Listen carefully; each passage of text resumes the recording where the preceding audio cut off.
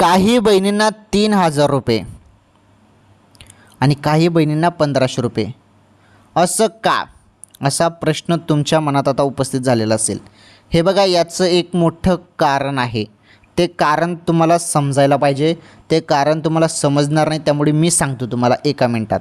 हे बघा, काय झालेलं आहे, जेव्हा सप्टेंबरचा हप्ता आला होता ना, तेव्हा सर्वांना हप्ता भेटला, परंतु काही बहिणी होत्या ज्यांना 1,500 रुपये आले नाही.